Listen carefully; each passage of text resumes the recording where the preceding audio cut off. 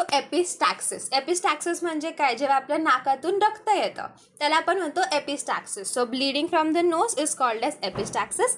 आणि हे कोणत्याही एज ग्रुपमध्ये येऊ शकतं, असं काही स्पेसिफिक नाही आहे. आणि कसं असतं, आपलं जे नेझल सेप्टम आहे आणि जे लॅटरल वॉल आहे ह्याच्यामध्ये खूप म्हणजे भरपूर ब्लड वेसल्स असतात. So it is richly supplied by many blood vessels. आणि लिटल्स एरिया म्हणतो आपण. लिटल्स एरिया म्हणजे काय सांगितलं आहे, जिथे अँटियर एथमॉइडल, स्फेनोपॅलेटाईन, ग्रेटर पॅलेटाईन आणि सुपेरियर लेबियल आर्टरी हे चारही पण लिटल्स एरियाला येतात. तिथे ॲनास्टॉमोसिस फॉर्म करतात आणि ह्याच्यामुळे एक वॅस्क्युलर प्लेक्सस फॉर्म होतं, ज्याला आपण म्हणतो केयसेलबाग्स प्लेक्सस. आणि ह्या एरियामध्ये जे आपले ब्लड वेसल्स आहेत ते सबम्युकोसामध्ये प्रेझेंट असतात आणि ते एक्सटर्नल जे आपलं ॲटमॉस्फेरिक एअर आहे त्याला एक्सपोज्ड असतात. त्यामुळे काही ट्रॉमा झाला ह्या एरियामध्ये तर लगेच ब्लिडिंग होतं. So this is commonest site for epistaxis. आणि हे जे एपिस्टॅक्सिस आहे ते अँटेरियरली पण होऊ शकतं किंवा पोस्टेरियरली पण होऊ शकतं. मग आता एपिस्टॅक्सिसचे कॉजेस काय काय असतात. कॉजेस 3 टाईपमध्ये डिवाईड केलेत. पहिलं तर येतं लोकल कॉजेस, मग सिस्टमिक कॉजेस आणि मग इडिओपॅथिक कॉजेस.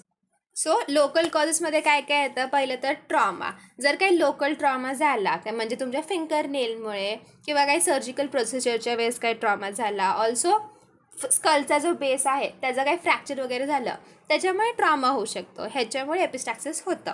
मग लोकल कॉजमध्ये सेकंड येतं इन्फेक्शन्स. अक्यूट आणि क्रॉनिक इन्फेक्शन्स असू शकतात, लाईक नेझल डिफ्थेरिया, रायनायटिस, सायनोसायटिस, मग हायपरट्रॉफिक रायनायटिस, ॲडेनॉइड्स, ट्युबरक्युलोसिस, सिफिलिस या सगळ्या इन्फेक्शन्समुळे पण एपिस्टॅक्सिस होऊ शकतं. मग थर्ड येतं बेनाईन आणि मॅलिग्नंट निओप्लाझम्स, म्हणजे काही ट्युमर वगैरे असेल, लाईक पॅपिलोमा, कार्सिनोमा असेल, सार्कोमा असेल, ह्याच्यामुळे सुद्धा एपिस्टॅक्सिस होऊ शकतं. मग लोकल कॉजमध्ये चौथं येतं अदर कॉजेस, लाईक हाय अल्टिट्यूडला गेला तुम्ही तर काही लोकांना असतं की तुम्ही जर उंचीवर गेला मग नाकातून रक्त येतं. So that is barotrauma. मग फॉरेन बॉडीजमुळे किंवा मॅगेट्समुळे हे येतं लोकल कॉजेसच्या अंडर. मग आपली सेकंड टाईप येतं सिस्टमिक कॉजेस. सिस्टमिक कॉजेसमध्ये सिस्टमचे रिलेटेड काय काय असू शकतं. Hypertension, bleeding disorders like purpura, leukaemia, मग liver cirrhosis, vitamin K deficiency, मग acute infections like influenza, measles, typhoid, malaria ह्या सगळ्यामुळे एपिस्टॅक्सिस होऊ शकतं. ऑल्सो काही ड्रग्स आहेत जे एपिस्टॅक्सिस कॉज करतात, लाईक सॅलिसायलेट्स, मग अँटीकोॲग्युलंट्स, ह्यांच्यामुळे सुद्धा एपिस्टॅक्सिस होण्याचे चान्सेस असतात. आणि थर्ड टाईप येतं आपले इडिओपॅथिक. म्हणजे मोस्ट ऑफ द केसेसमध्ये काय होतं की एपिस्टॅक्सिस होते, ब्लिडिंग होते, पण त्याचं एक्झॅक्ट कॉज आपल्याला कळत नाही, इट इज नॉट नोन. मग येतं मॅनेजमेंट. मॅनेजमेंटमध्ये पहिलं सगळ्यात मोठं एम काय आहे, सगळ्यात मेन एम आपला आहे की ते ब्लिडिंग थांबलं पाहिजे.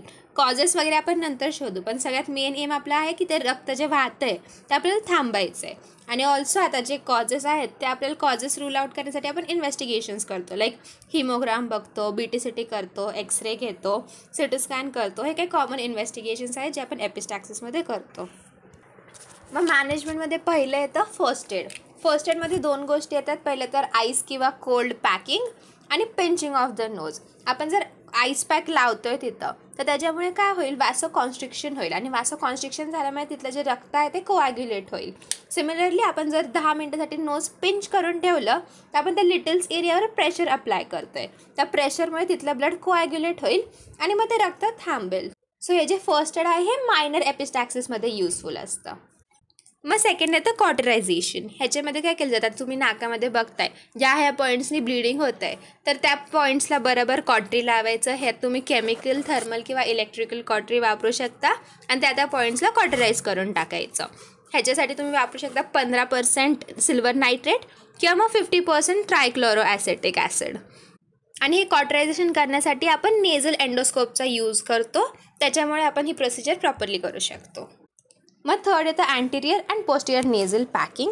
आता कसं होतं, जर कंटिन्यू ब्लिडिंग होत चालले तुम्ही त्याला पिंच करून ठेवलं तरी रक्त थांबत नाही, कॉटरायझेशन केलं तरी रक्त थांबत नाही, मग ह्या केसेसमध्ये हे वापरायचं अँटेरियर नेझल पॅकिंग. यात काय केलं जातं, एक रिबन गॉज घ्यायचं, मग त्याला लुब्रिकेट करायचं विथ लिक्विड पॅराफिन किंवा वॅसलिन. त्याला लुब्रिकेट करून घेतलं, मग त्याला नाकामध्ये ठेवायचं. म्हणजे नेझल कॅव्हिटी आहे त्याच्यामध्ये हे गॉज ठेवायचं.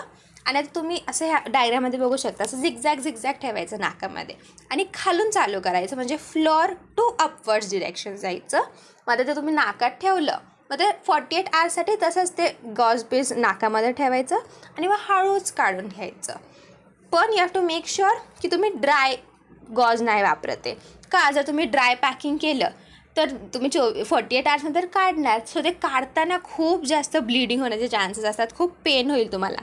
त्यामुळे नेहमी लुब्रिकेट केलेलंच आत टाकायचं. ऑल्सो ॲड्रेनलिन पॅक पण कधी वापरायचं नाही. जर ॲड्रेनलिन पॅक तुम्ही चुकून यूज केला त्याच्यामुळे ब्लड प्रेशर वाढण्याचे चान्सेस असतात. त्यामुळे फक्त रिबन गॉजला लुब्रिकेट करायचं विथ लिक्विड पॅराफिन किंवा मग वॅसलीन, आणि हे 48 आवर्ससाठी ठेवायचं. आणि डिरेक्शन सांगितली आहे from floor to the upward direction. हे झालं आपलं अँटेरियर नेझल पॅकिंग. मग आता पोस्टिरियर नेझल पॅकिंग. जर अँटेरियर नेझल पॅकिंग करून सुद्धा रक्त थांबत नसेल तर पोस्टिरियर नेझल पॅकिंग केलं जातं. पण हे जे आहे आपलं पोस्टिरियर नेझल पॅकिंग हे अंडर जनरल ॲनेस्थेशिया केलं जातं.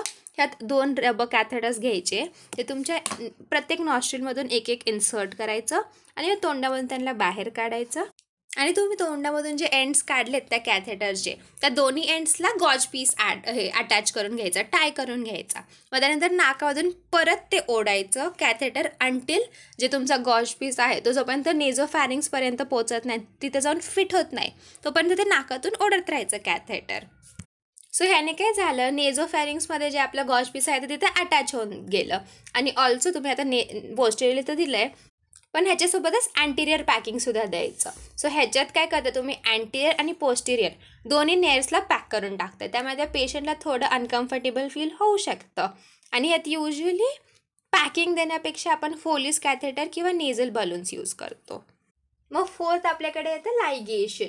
आता वरती एवढं सगळं आपण सांगितलं, ते करून सुद्धा जर रक्त थांबत नाही आहे तर मग लास्ट ऑप्शन आपल्याकडे काय राहतं, जे ब्लड वेसेस आपल्या नेझल कॅव्हिटीला ब्लड सप्लाय करतायत त्यांनाच लायगेट करून टाकायचं. ते लायगेट केलं तर रक्त वाहणारच नाही. सो ह्याच्यामध्ये डिपेंडिंग अपॉन द साईट आपण अँटेरियर एथमॉइडल किंवा मग इंटरनल मॅक्झिलरी आर्टरी किंवा एक्सटर्नल कॅरोटिड आर्टरी ह्यांना आपण लायगेट करतो डिपेंडिंग अपॉन द साईट.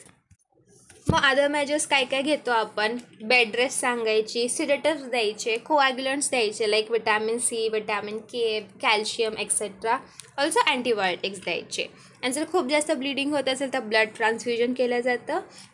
जर शॉक पेशंटला बसला तर ते पण ट्रीट करायचं. ऑल्सो जर खूप प्रोफ्यूज ब्लिडिंग असेल तर कंटिन्युअसली तुम्ही ब्लड प्रेशर, पल्स, रेस्पिरेशन हे मॉनिटर केलं पाहिजे. सो एपिस्टॅक्सिसमध्ये काय बघितलं, पहिलं तर definition, that is bleeding from the knows. मग लिटल्स एरियामध्ये कोणते कोणते ब्लड वेसल्स असतात, अँटेरियर एथमॉइडल, स्फेनोपॅलेटिन, ग्रेटर पॅलेटिन आणि सुपिरियर लेबियल आर्टरी.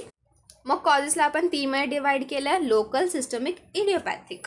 मग मॅनेजमेंटमध्ये आपण काय काय बघितलं, फर्स्ट एड, मग cauterisation, anterior and posterior nasal packing, आणि काहीच नाही झालं तर लायगेशन, आणि मग अदर मेजर्स.